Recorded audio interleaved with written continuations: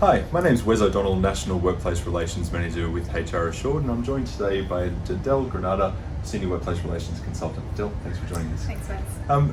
We appreciate that there is a lot of information concerning COVID-19, which is a rapidly evolving circumstance, and there are a lot of questions which employees and business owners will have.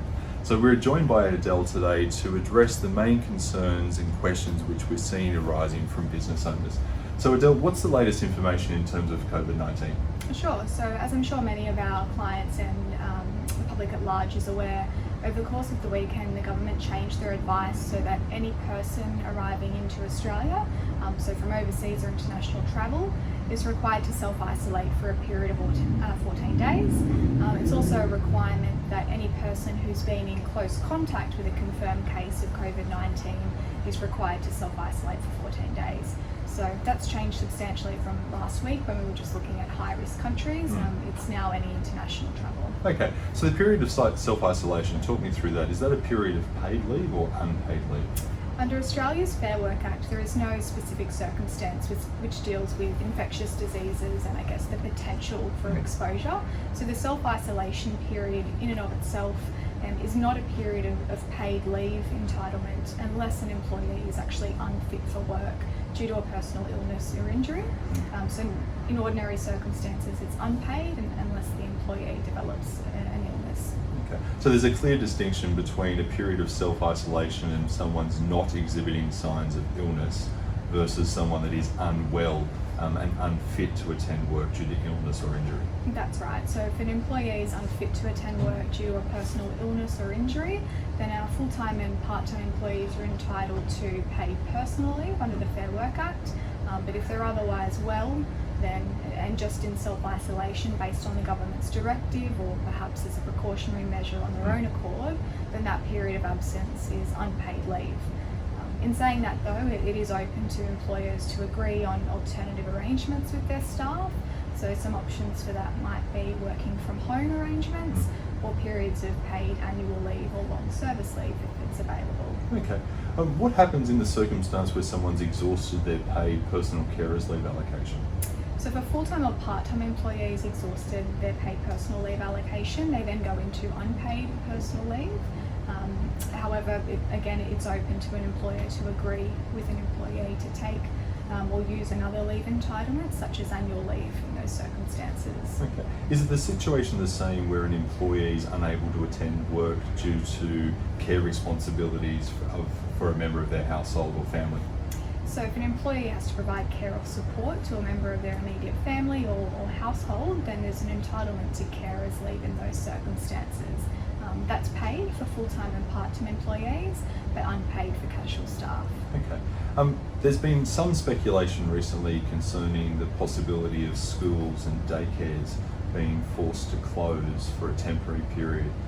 What's the circumstance in that instance? It's a really good question and one we're receiving quite a lot of through our telephone advisory team. An employee can take carers leave if there's an unexpected emergency affecting a member of their immediate family or household. So I guess it depends on the context of that school closure. If it's arising in an emergency situation with very little notice, then there may be an entitlement to carers leave. If there's advance notification of the school closure, such as an early holiday period, then there's an argument that the employee is not entitled to carers leave in those circumstances, of it not being an unexpected emergency. So that period of time would be unpaid leave. Okay. At the risk of being alarmist, there has been some degree of speculation in the media that businesses will be forced to close at some point. What's the circumstance in that event? If it's a forced closure, so in the directive of the government, then employers may be able to rely on the Fair Work Act stand-down provisions, which is effectively where employees are stood down without pay for a period of time, and that occurs because the employer's hands are effectively tied. It's a circumstance beyond their control and there's no meaningful work for employees to perform.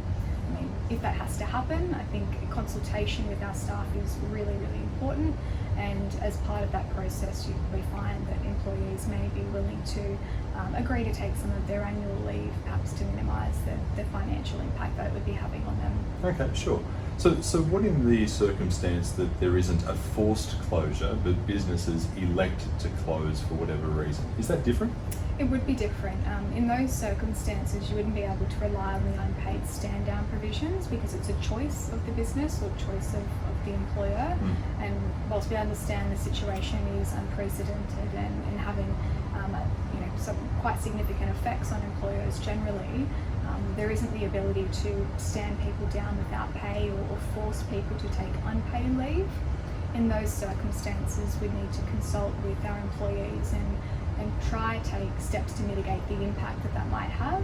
So whether it's agreements to take annual leave, service leave, working from home arrangements if it's practical, but otherwise if there is no alternative arrangements agreed to, employees would need to be paid for that time. Okay. You've talked about a circumstance where a business is unable to trade or engage employees due to circumstances beyond its control.